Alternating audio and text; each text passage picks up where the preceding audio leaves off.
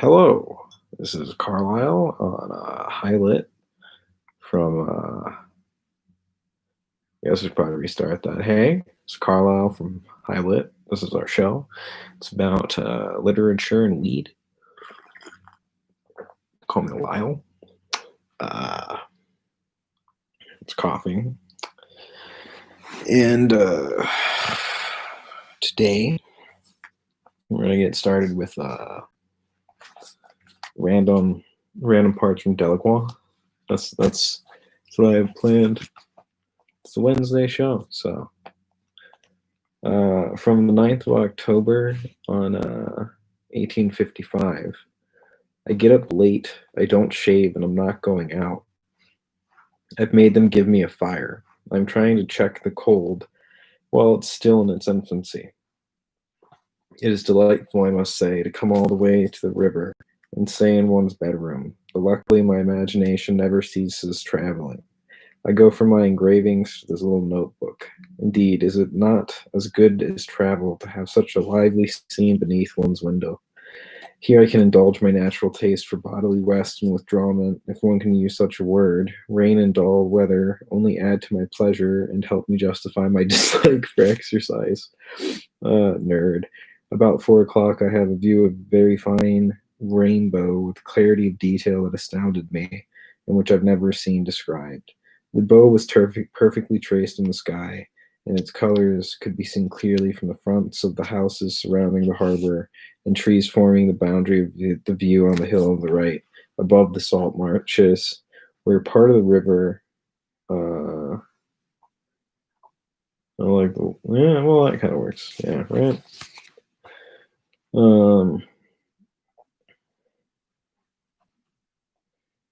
Which part of the river Arquez flow into the sea. Thus, I did not see the phenomenon from a great distance. I could almost touch it, in a manner of speaking. The houses are only about 100 feet away. There must be therefore particles of mist imperceptible to the eye, and yet sufficiently dense to catch the color of the prism.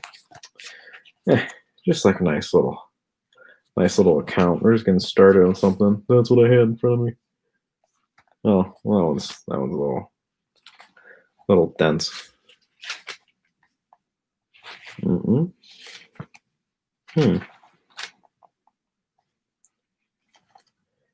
is about a lot of painters. It's a great book, though. I think as another thing that's also very readable. There was another stayed indoors rather late and sat at my window drawing the fishing boats as they came into harbor. When I went out about 1 o'clock, I drew a boat which they were burning on the other side of the bridge, and then continued my walk with a great sense of happiness. I feel as though I could spend my whole life idling in this delightful fashion. Before dinner, I made a drawing behind the altar at Saint Jacques. The world was not made for man. Man is the master of nature and is mastered by it. He is the only living creature who not only resists, but overcomes the laws of nature and extends his authority by energy and force of will. But to say that the universe was made for man is a very different matter. All man's constructions are as transitory as himself. Time overthrows his buildings and blocks his canals. It reduces his knowledge to nothing and obliterates the very names of his nations. Where is Carthage now? Where is Nineveh?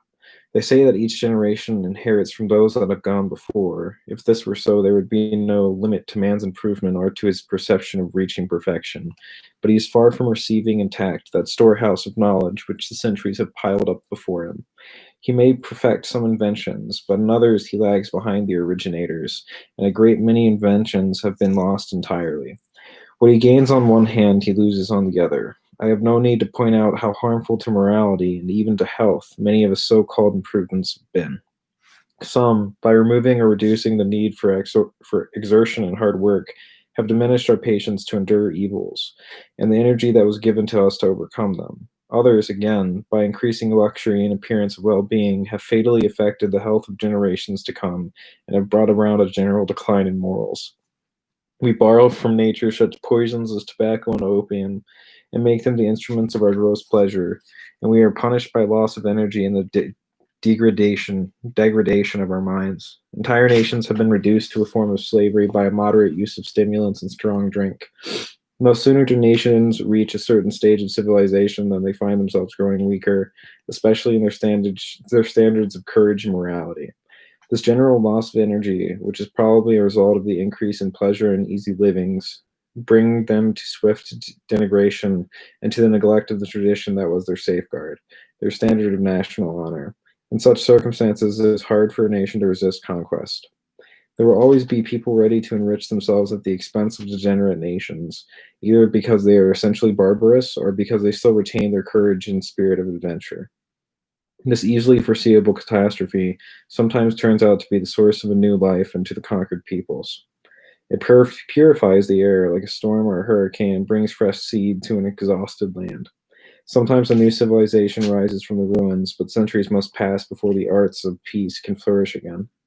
Those arts in which their turn are destined to lead softer ways of living and the corruption of moral standards bring about once more the eternal succession of greatness and misery, proof of man's weakness, but also the astounding powers of his genius.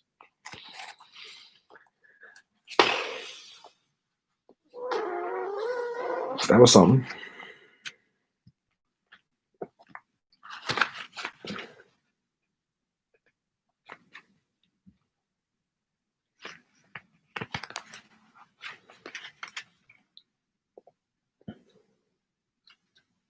And I think it is a funny thing too that like a lot of innovators speak like that, where it's just like, there is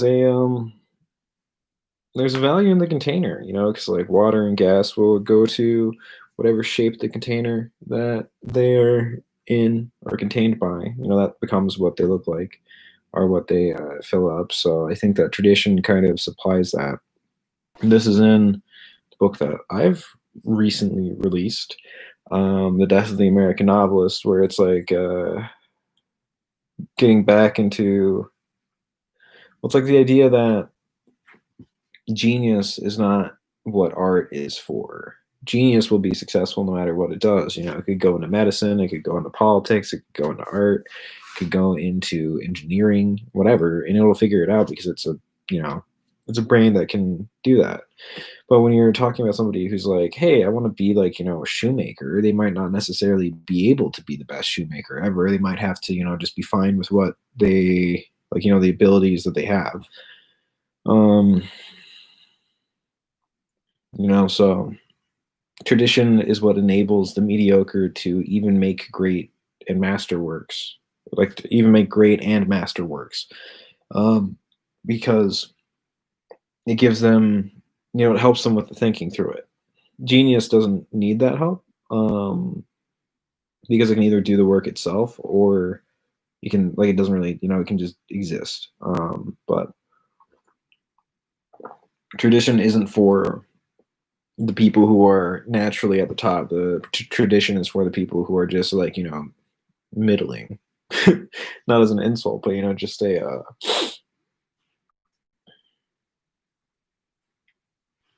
yeah, that's my point. Yeah, so I guess we're gonna just keep going through this one.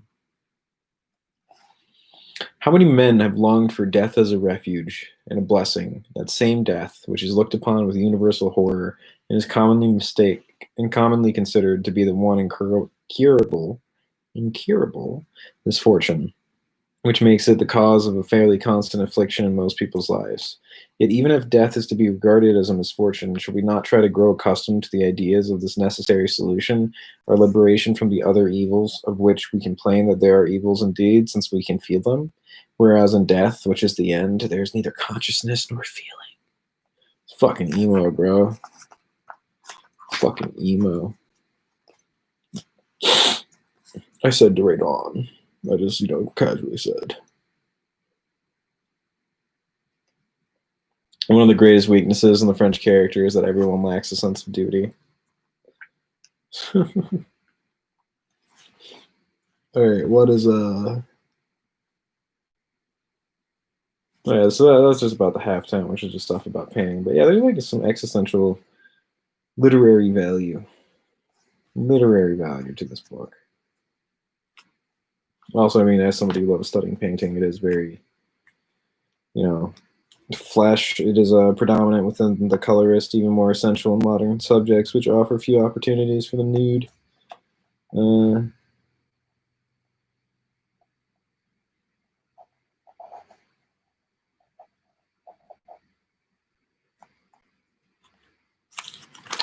The school of David has wrongly been described as the highest type of classical school, in spite of the fact that it was based on imitation of the antique.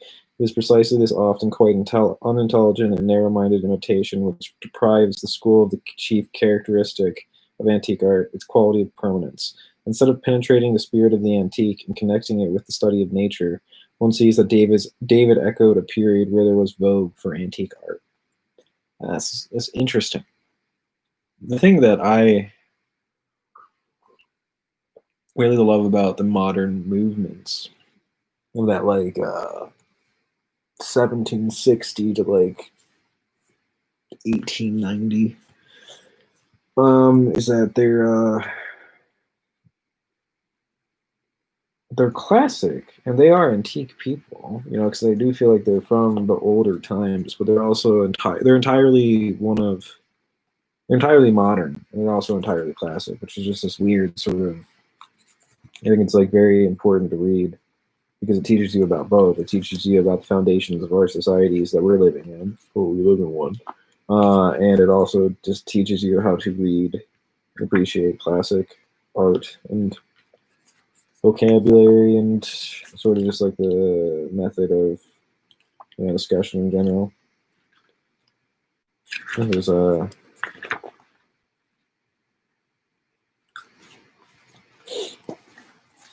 silence is always impressive. Even fools look respectable when they are silent. In business and other human relationships, men who are wise enough to be silent at the proper time owe much of their success to this faculty. But nothing is harder than such restraint for men who are dominated by their imagination. Men with subtle minds who are quick to see every side of a question find it hard to refrain from expressing what they think. Rash suggestions, wild promises, witticisms about dangerous or powerful people, confidence made up on the spur of the moment. One could draw up a long list of the difficulties and dangers arising out of such indiscretions. On the other hand, everything is to be gained by listening. You know what you wish to say to the other man. Your mind is full of it, but you cannot know what he has to say to you. He may have something new to tell you, or remind you of something which you have forgotten.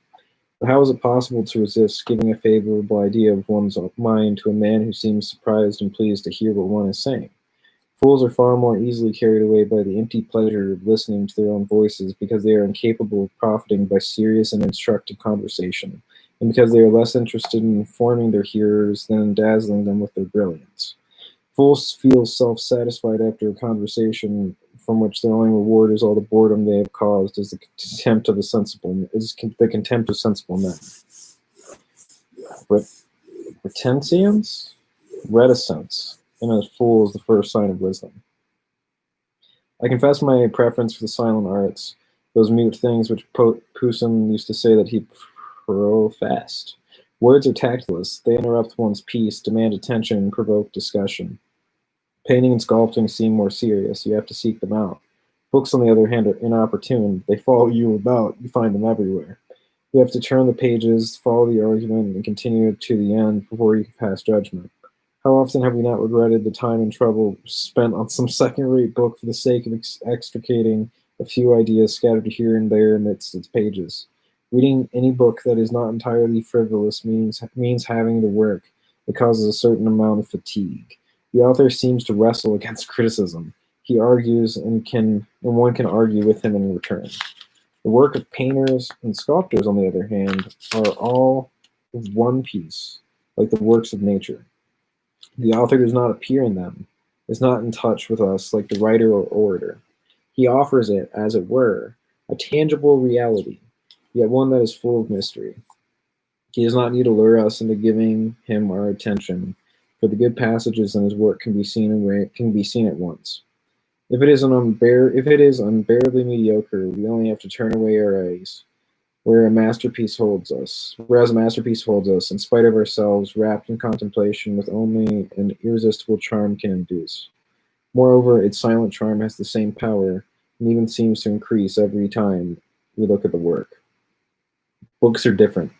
Their beauties are not sufficiently detached to excite the same pleasure continuously.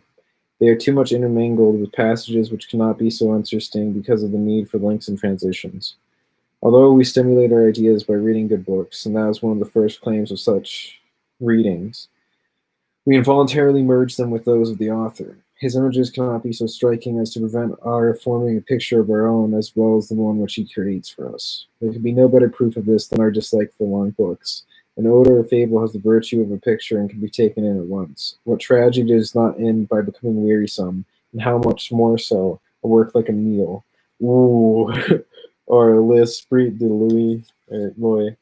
Yeah, the accurate fucking criticism. I when I was younger, I was always obsessed with the idea that every sentence should be as important or as opening as like a sentence of philosophy. So I vibe with that. It's impossible. It's an impossible project. I think we're talking about poetry.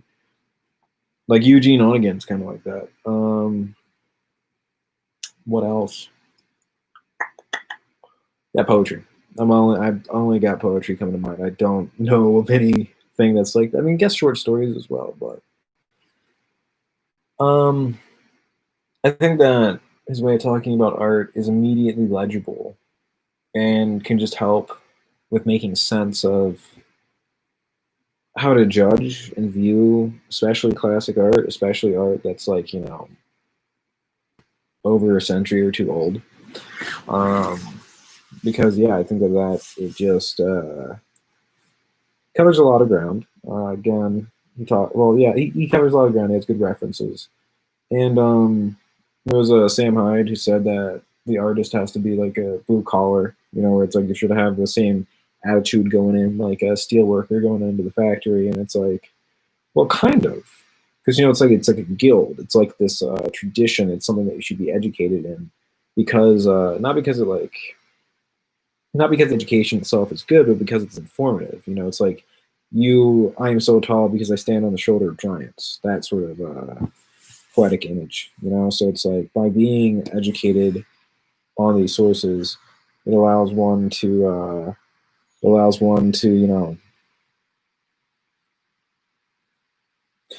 better your understanding of the world around you because you're basing it on what built the world around you. I mean, also that's another thing that's wild about what is to be done, which is this. Listen, is that it's also it's got a lot of ideas that are it's like if you read this sort of stuff, if you read around that 1800s period, so much of it's foundational, which I think is like, so what I would really say is I think it's underrated because I think we have this sort of antiquity and current era where it's like there was the transition between antiquity and what we have today. Between there's a distinct period. Like modernism is its own little period that like postmodernism really did, I would say, break from. And I would say what it broke from was the traditional education and like the traditional just awareness of whatever's around you, where it's just like reading why is Euclid not in geometry class? It's like, do you really think that the worksheets that we have across public schools are more effective at teaching people than Euclid? Sure, I think that Euclid also literally work. Like, you just do a math book for geometry based on that, just like remove fucking letters, just like have people fill it out, like Sudoku. Uh, but I think that really separates modernism from postmodernism is that I think that people stopped building the tradition from where it was before. And I think that also limits your ability to just glean an education from work. That's what I really value about old books is that they are highly referential. Like this guy is fighting, this guy is debating so many authors. You got two critics here. You got Botkin and Druzinen, Drushinen. Got like these fucking. I'm just got like fucking French Revolution criticism. Got like obscure authors and that bitch. You know, it's just like it really does cover a lot of history, and it does like inform a lot of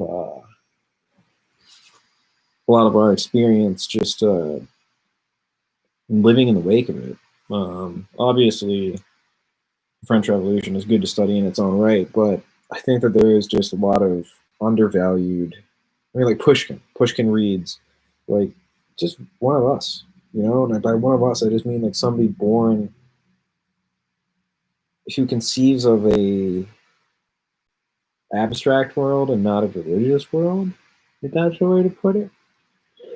So that the theme isn't that like there with Pushkin there still is God, but he's also aware of these like the secular relationship and the secular anxieties that come from an increasingly social world where, you know, the semi-educated class expanded massively.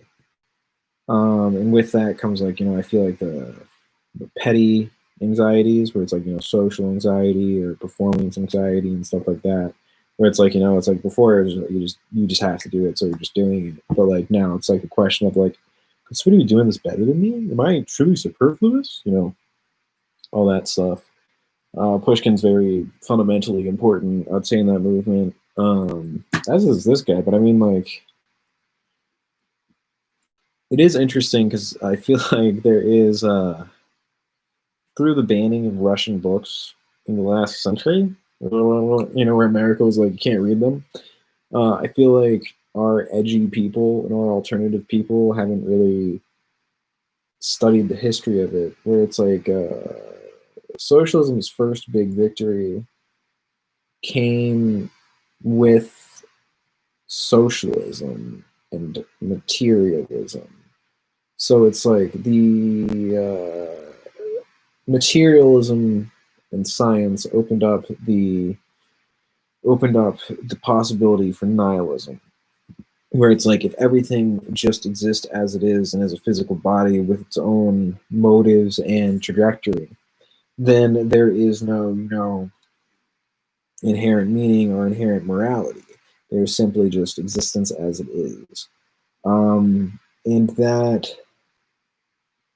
I mean, that like, you know, opens up the doors for a lot of developments, whether that's like political extremism in the forms of terrorism, or that just opens up to, you know, like rampant drug use or like, you know, obesity and things like that, where it's just like, you know, from nihilism, there's a starting point of a lot of activities that I would say, if you look into Russia, you'll see a lot of parallels with now that make sort of sense. And I would say like it's interesting to think about what's truly downstream from materialism, because you can't really have hedonism.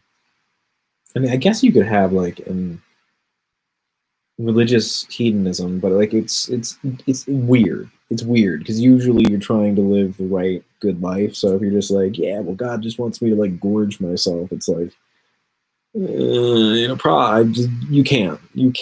It's just odd. It's not as you know. So I would say that this sort of discussion does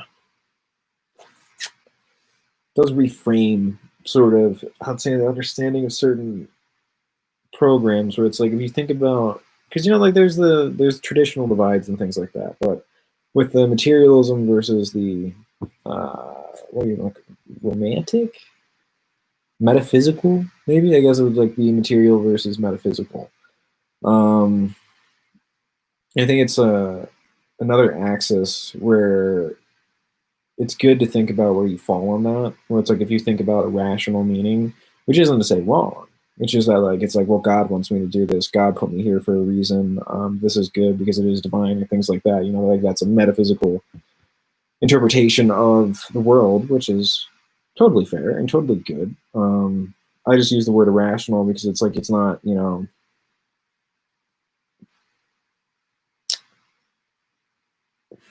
It's a weird definition. It's a weird because it's like I mean, I guess ineffable.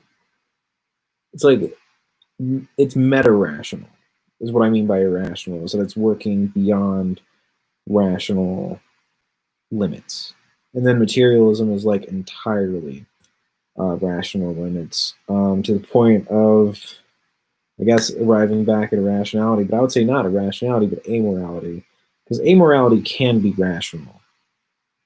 But like I do believe that there's a wide spectrum of ideas within both the irrational and materialist worldviews, but I think that they are. I think it's an important thing to think about, and like where, because I feel like it also clears up like what do you value and like what is the how should life be organized and things like that, because it's like well, what do you care about? And it's like for me, it's like okay, so like opening up a little bit about where I would say like I am very materialist in terms of like well we have like 8 billion people. What do I want to happen? It's like well like the majority of people, I would like to get a quality of life that is at least achievable, if not going on for as many people as possible. It's like that's material living, but that's like what I'm focused on. It's not like the absolution of their souls as much as it's like, can they raise a child? Like that's like the first question in my mind.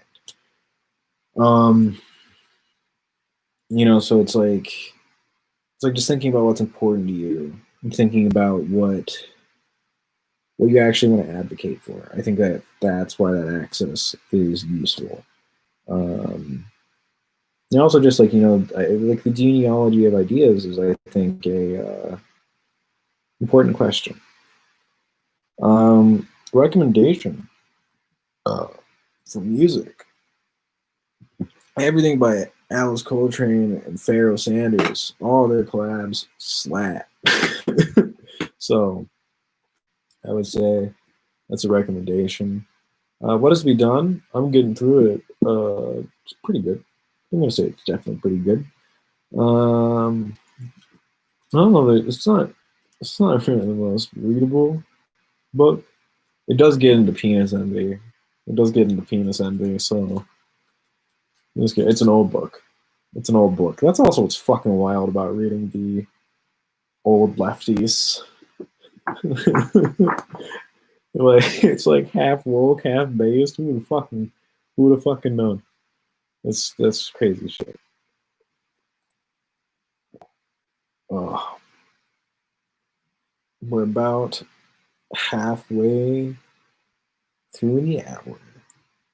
So I'm kind of killing time until we get to the 30, because then we're going to move into the OCD report just to try to get that a good shot on it.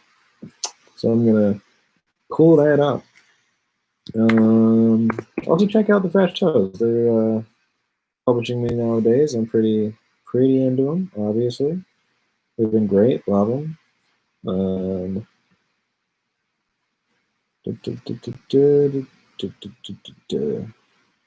So this is the 2020 Frontiers in Psychiatry. Yep, and let's see. So we should count. Nah, I'll just go for it. But it's Cannabis Improves Obsessive Compulsive Disorder, a case report and review of the literature. So we're just gonna do reading of like the most approachable stuff, because like some of it gets into bogged down, but like most of it's pretty readable. Although several lines of evidence support the hypothesis of a dysregulation of serotonergic neurotransmission in the pathophysiology of obsessive compulsive disorder, there's also evidence for an involvement of other pathways such as the GABAergic, glutamatergic, and dopaminergic systems. Only recently, data obtained from a small number of animal studies alternatively suggested an involvement of the endocannabinoid system in the pathophysiology of OCD, reporting beneficial effects in OCD-like behavior after use of substances that stimulate the endocannabinoid system. In humans, until today, only 2 case reports are available reporting successful treatment with dronabinol, tetrahydrocannabinol, THC, an agonist at central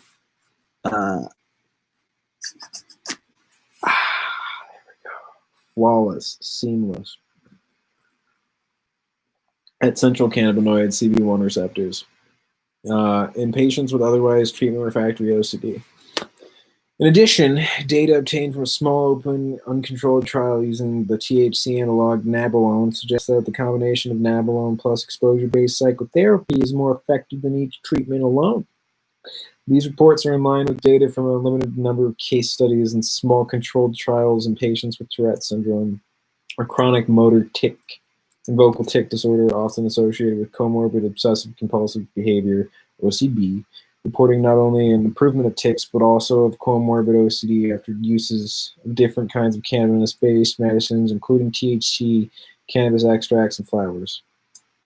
Here we present the case of a 22-year-old male patient who suffered from severe OCD since childhood and significantly improved after treatment with medicinal cannabis after markedly reduced OCD and depression, resulting in considerable improvement of quality of life. In addition, we will give a review of current literature on the effects of cannabinoids in animal models in a patient with OCD and suggest a cannabinoid hypothesis of OCD. So, that's what the study's about. Let's get into the introduction. Obsessive compulsive disorder is characterized by the presence of obsessions and/or compulsions. Obsessions are defined by recurrent and persistent thoughts, urges, or images that are intrusive, unwanted, and cause, in most individuals, marked anxiety or distress. Compulsions are repetitive behaviors or mental acts that feel the person driven to report in response to an obsession or according to the rules that must be applied rigidly. OCD is a severe and undiagnosed mental disorder that causes substantial impairment in quality of life in the majority of patients.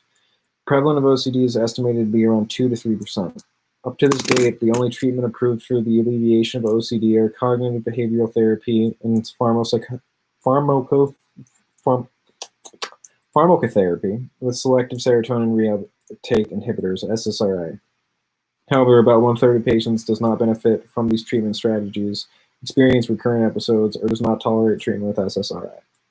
In these otherwise treatment-resistant patients, surgical intervention using deep brain stimulation, DBS, has been suggested as an alternative option. Thus, novel treatments and new pharmacological components are urgently needed to improve outcome in patients with OCD. The pathophysiology of OCD includes the involvement of different neurotransmitter systems, the most important being the serotonergic system. The serotonin hypothesis of OCD is mainly based on the beneficial treatment effects of SSRI medication. In addition, a number of other pathways such as GABAergic, glutamatergic, and dopaminergic have been suggested to be involved too. Accordingly, diverse brain regions have been suggested to be affected. Only recently, the Enigma OCD Consortium reported less segregation organization of the structural covariance networks in OCD, reorganizations of brain hubs, as well as possible signature of altered brain morphometry, especially in those regions involved in brain development and maturation, such as the cingulate and orbital frontal areas. Against the background of increasing acceptance of cannabis-based medicines, CBM, various diseases, increasing evidence for a paramount role of the endocannabinoid system, ECS, in brain development and stress regulation, as well as the fact that the ECS is the most important neuromodulatory system in the brain, research was initiated to explore the role of the ECS in the pathophysiology of OCD. Although only a small number of studies in animals and humans have been published addressing this topic, most of the data support the hypothesis that CBM might be effective in the treatment of OCD. The aim of this report is to increase the database by presenting an illustrated case of patients with severe OCD who markedly benefited from the treatment with cannabis, and in addition, to summarize scientific evidence supporting the importance of the ECS in the pathophysiology of OCD. It's great. So we're just going to keep going through the study because it's important. So this is a case report now. The male patient who first presented in our outpatient clinic. The male patient first presented in our outpatient clinic at the age of 22. Prenatal and perinatal development did not show any abnormalities, and his medical history is unremarkable. Family history was negative without neurological and psychiatric diseases.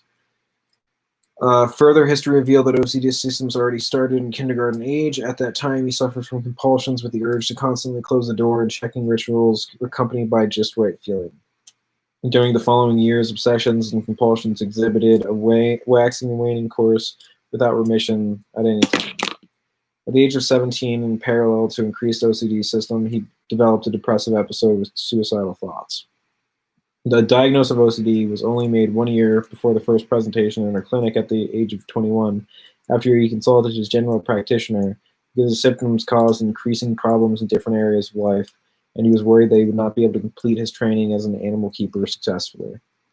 Therefore, pharmacotherapy with clomipramine was initiated with a maximal dose of 25 milligrams per dose a day. Because of adverse events such as nausea and headache, and because he felt no positive effect, he stopped the medication after only 1 week. During the first presentation in our clinic, the diagnosis of OCD, according to the DSM-5, was confirmed by one of the authors. At that time, the patient suffered from compulsions with repeated hand washing up to 20 times a day and prolonged showering up to an hour per day, including washing rituals as well as further rituals related to checking, ordering, and cleaning. In addition, he suffered from several obsessions such as contamination fear, sexual obsession, repetition of the same words, and magical thinking. He tried to neutralize these negative thoughts by imagining numbers. Several of these obsessions and compulsions were accompanied by just right feeling. Altogether, he estimated to spend approximately 4 hours a day on obsessive thoughts and compulsive behaviors.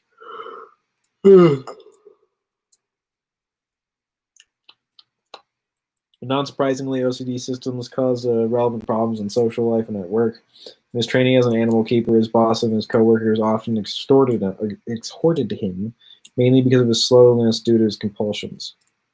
At vocational school, he had difficulties concentrating and learning.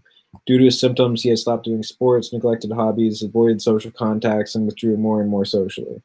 There was no evidence that his symptoms should be attributed to the effects of substance abuse or of another medical condition. The presentation in our clinic was motivated by the fact that he had noticed the use of cannabis alleviated his symptoms. He reported that he had started using cannabis recreationally at age 16. Because of his symptoms markedly improved, he started to smoke street cannabis mixed with tobacco on a regular basis, using 5 grams or using a half gram 3 to 4 times per week, about 8 grams per month. Use of street cannabis resulted in constant and marked improvement of obsessions and compulsions of about 80 to 90%, lasting for 12 to 15 hours. In addition, his sleep improved because of a general feeling of relaxation, reduced OCD, and less rumination. No adverse events were reported. Despite these beneficial effects, he decided to stop using street cannabis on a regular basis at the age of 20 because he did not want to do anything illegal and because he was afraid of losing his driver's license. Besides the illegal use of street cannabis, the patient reported that he started smoking tobacco at age 15, approximately 10 cigarettes a day. His future history of substance abuse was unremarkable, or his further history of substance abuse was unremarkable. He reported not to drink any alcohol for several years. We decided to initiate treatment with prescribed medicinal cannabis because of the diagnosis of severe OCD, due to the fact that the patient refused pharmacotherapy with SSRI as well as psychotherapy. And because of his reports of marked improvement after use of street cannabis. Before first prescriptions of medicinal cannabis, the patient stated that he had not smoked cannabis for about 1 year. Because THC content of street cannabis he had used before was unknown, we decided to test 2 different Chemovars, Bedrocan containing 22% THC and Bedrobanol containing 13.5 THC, both of which are produced by Bedrocan. Company in compliance with European Medicine Agency's Good Manufacturing Practice Standards and ISO 9001:2015 certificates.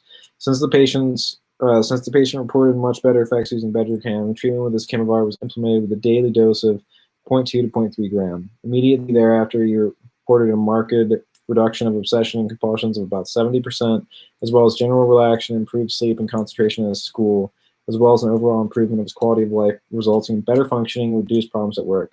For example, he restarted to practice sports. 20 months after initiation of medicinal cannabis therapy, he passed his final theoretical and practice exams as an animal keeper, and his employer offered him a permanent position. During the last months, he slightly increased the daily dose of Bedrocan cannabis up to 0.7 gram. At baseline, before implementation of treatment with medical cannabis, as well as 3, 5, and 20-month follow-ups later, a variety of clinical assessments have been performed by clinical psychologists and psychotherapists experienced in this kind of test. Detailed results are provided in Table 1. During the last follow-up visit, the patient reported an improvement of compulsive and obsessive obsessions of 90 to 95%. No side effects were reported. While in the past he had used street cannabis exclusively by smoking mixed with tobacco, after initiation of prescribed therapy and medicinal cannabis, he started to inhale cannabis using a vaporizer in parallel. During the last follow-up visit, he reported to vaporize medical cannabis during the day and to smoke only once in the evening. However, for smoking, he is mixing cannabis only with a small amount of tobacco, which is much smaller than in the past, and completely stopped smoking tobacco cigarettes. Cool. So, kid is like, I'm OCD. They're like, well, we're working on this deep brain stimulation. They didn't say that, but it's just like funny that they're thinking about that shit. So we're thinking about that one because you're not responding to medications, right? And then he's like, could I try smoking weed? That seems good for me. The researchers are like, oh, why the fuck not? So that's the case study. That's cool, right? He had a remission of 80 to 85% or something. That's fucking wild. Yeah. So there's obviously more to that. There's the animal studies which follow up, which talk about the ECS. Then there's I think 2 or 3 people with OCD. There's a 36-year-old woman, a 38-year-old woman, 36-year-old man, and then another guy. 33.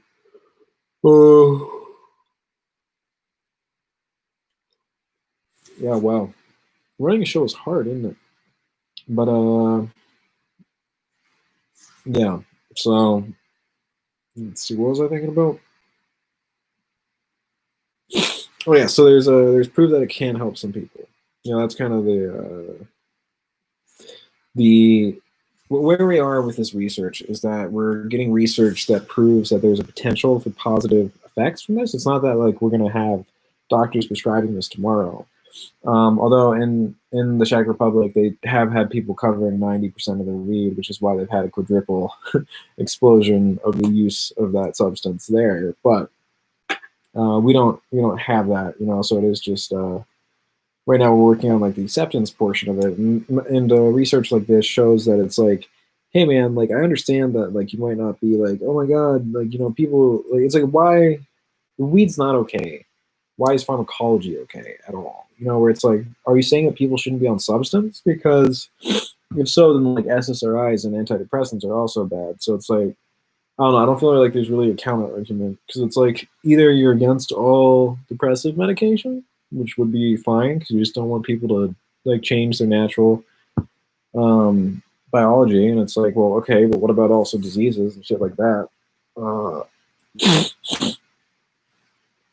So it's like that's like pretty anti-med, which is a position you can take, and then there's like,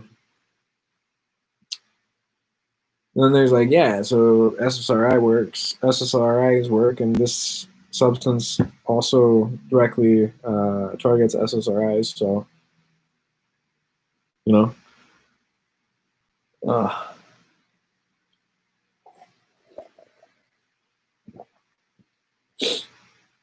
and so we have that research that came out, which is cool. It's recent, sick. It also helps with PTSD. So, like, if you were like thinking about OCD, it's obsessive habit. It's like doing the same thing over and over again. Where you're just like expecting something different to happen in the end. It's kind of like the whole definition of insanity thing. But I think that it helps with just getting your brain out of a rut. Because it's like if you're looking at nature and nurture and things like that, it's like so a child's not responsible for itself, and it needs to have arrived from something. So it's like it was essentially, you think about it as like a programming or a forming. There's like, wax, all those analogies that are from Western philosophy, tabula rasa, etc. Tabula rasa, etc. And so when you think about like OCD, or when you think about a compulsion or anxiety, it's like your brain is just stuck in that level of functioning, or that sort of functioning, where you're Brad Bogus, who used to previously work for forget their name, but he's a great dude. He made me hip to the metaphor that the brain is like a ski slope, and so like every time somebody goes down the ski slope, it carves a path into the mountain. It makes it easier to go down that route. So like anxiety and compulsions are the same sort of way, where it's like, each time you go down the mountain, you're just like furthering that path and like really setting it into your brain and making it easier and smoother and just like the natural way that you go down. And that entheogens, or psychedelics, of which weed is one, is like just resetting that, and fresh snow on the ski slope to remove those sort of paths. So that's a good way of looking at it, and I think that is essentially a working layman's version of the theory behind why cannabis can help anxiety and compulsive disorders, or obsessive disorders. I'm obviously in support of that. Another thing that they've had, it came out recently, is that it could help people get off benzos. So it's like I forget. Let's see it. Let's try to pull that up. Let's see. I think I saw it last. Let's see. I saw it last here.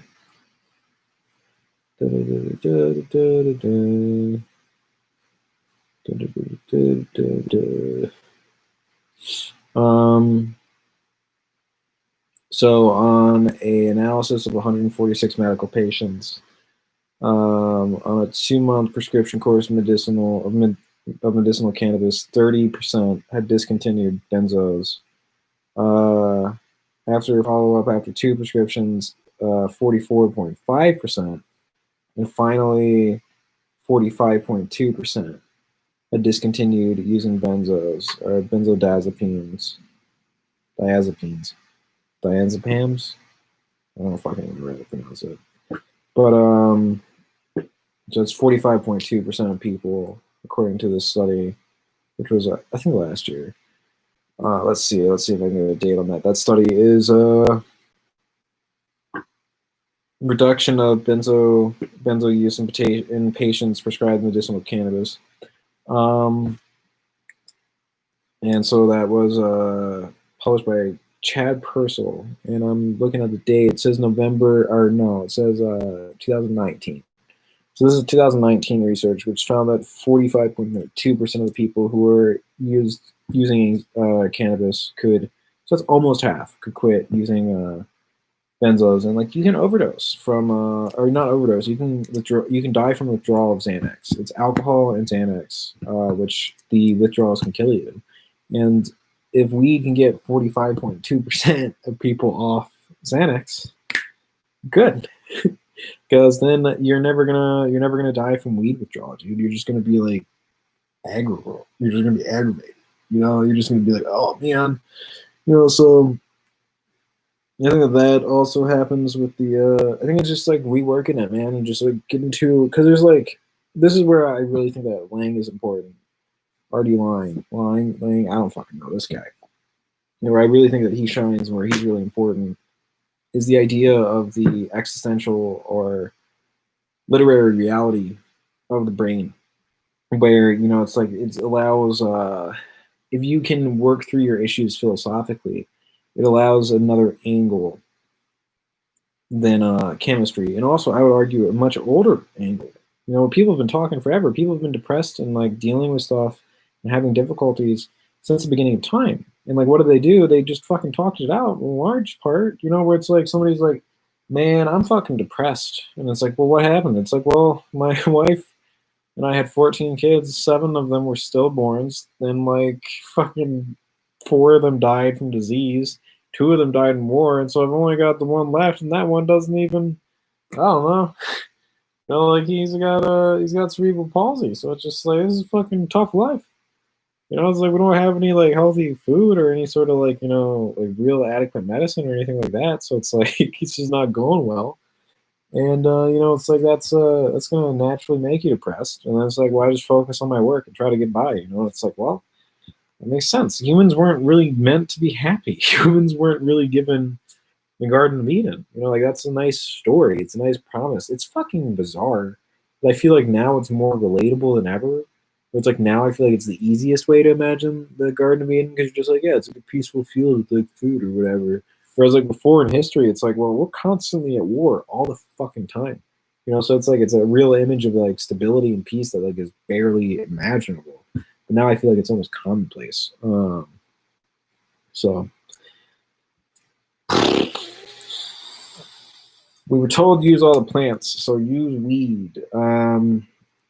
As far as what Delacroix was saying about like opium and all that ruining fucking people and like making it's like substances are bad, etc., etc. It's like, yeah, bro, like whatever. But like also again, I do believe in medicinal healing that comes from natural derivatives. So I mean, I think that there is like people in India have been smoking weed for a long fucking time. Fucked up shit has been happening in India for a long fucking time. I think it is an adequate way to deal with PTSD because you're just like, wow, that was an awful thing fucking happened to me. And it's like, well, if you smoke weed, your memory is going to get a little bit worse and you're going to feel a little bit happier in general. And it's like, oh, yeah, that might work. Like, yeah, that might be adequate.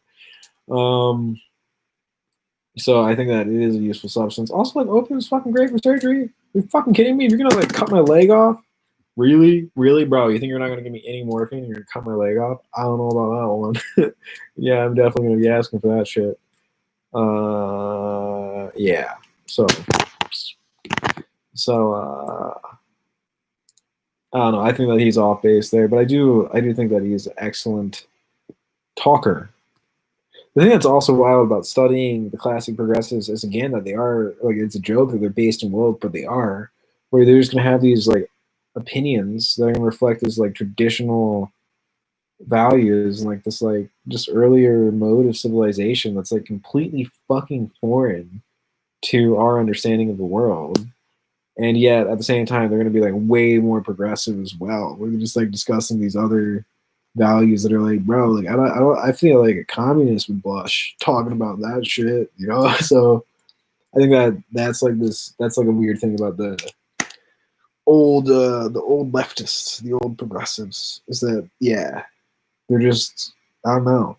I guess like the old paradigms are just truly unrelatable, but that's why studying them is fascinating because it's like, well, where the fucking shit come from?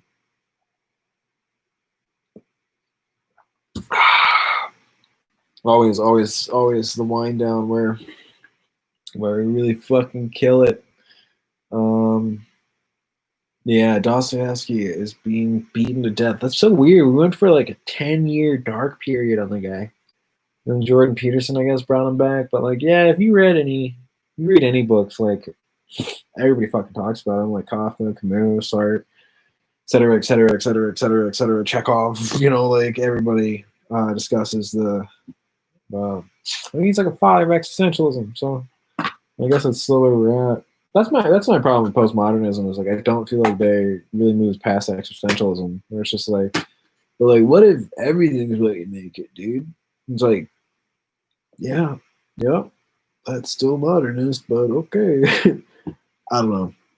I'm all over the place, but Bulgakov, gotta read Bulgakov, Master of the Margarita. Fucking Harry Potter liked it, so Quiet Flows of Dawn. Kind of interesting, maybe.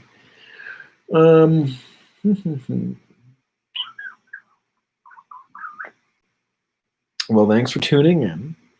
Thanks for being with me on another episode of High Lit. This is number 4. Number 4, Monday, Wednesday, Friday, aiming for 420. I still count this as 420 because it's Midwest 420. So we're going off Central time right now. We might switch it to Western. I don't know what. We don't have a schedule yet. We're really just baking out these ideas, but it's a little daily live stream. Mishima's good.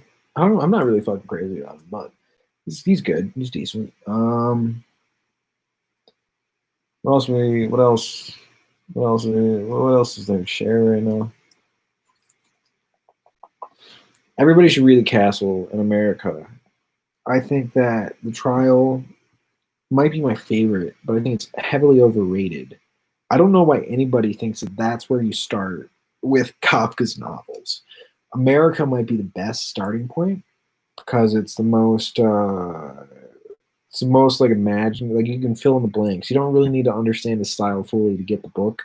It is so surreal and such a romp and a riot that you'll be entertained anyway, and you can get through it and definitely get an introductory feel. And then The Castle, I think, really just hammers home the thick surrealism of Kafka. I've never found a book that I think was as dense as something Kafka has written. Really, like especially with those big ass paragraphs where he's just like going full detail. I think that he's yeah, I don't think there's anybody denser. But The Castle really, I think, is the best way to just look at that safely, because I think that he can get a little. I think that he can just get difficult to follow. And then after that, get into like the trial, because then it'll be easy. The trial will feel, because like, that's what I think the issue with going into the trial first is it feels so heavy. But if you're already familiar with Kafka's writing style, then it feels breezy. So that's why I would say like if you can get through The Castle first and then get to the trial, I think that that'll just sets up the book nicer. And then, I mean, I would say you should do The Castle first and then his short stories, if you have the stomach for it. Otherwise, if you're just looking for short stuff, read America, then the short stories, and then find your way to The Castle. Because, yeah, that's us. It'd be hitting, though.